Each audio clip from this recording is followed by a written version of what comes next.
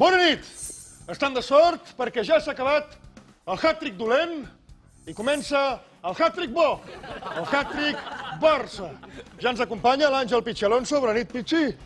Hola, clar, al dir-se el programa hat-trick és normal que estigui jo. No sé si t'havia dit alguna vegada que vaig marcar un hat-trick contra el Göteborg. Tantes? Bé, però insisteixo a recordar-ho perquè ja se sap que els gols són la salsa del futbol! Aquesta frase l'havia dit alguna altra volta?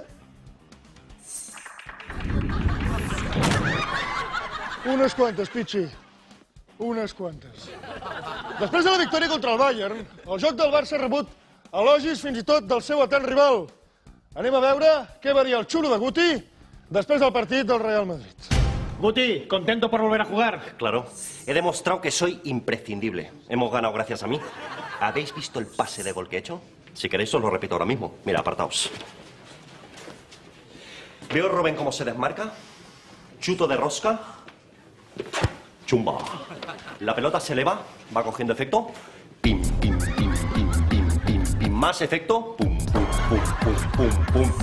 ¡Uah! Toma pasazo. Esta parábola ni Jesucristo a los apóstoles. Juan de Ramos y Heinze han hablado muy bien del equipo de Guardiola. ¿A ti también te gusta? Muchísimo. Va muy bien combinado. Sobrio, pero elegante. Aunque yo le pondría un poco más de bisutería. ¿Bisutería en el juego del Barça? Ah, no. Yo hablaba de la ropa de Guardiola.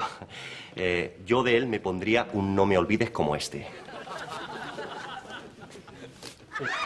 Con este seguro que el árbitro no se hubiera atrevido a expulsarle. ¡Uah!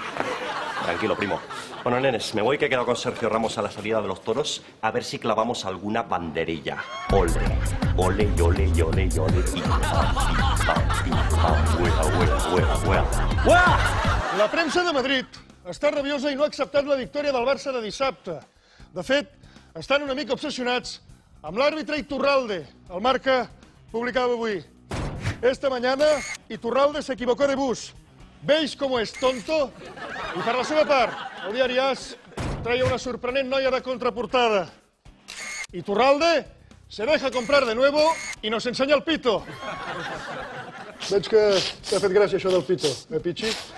En fi, el que dèiem, amics del diari Marca i del diari AS, aquí teniu un paquet de Kleenex per a fer la llagrimeta en millors condicions. Feu el mateix des de casa vostra. I abans d'acabar el programa, deixeu-me que us expliqui com va aquesta fantàstica iniciativa que se'n va acudir.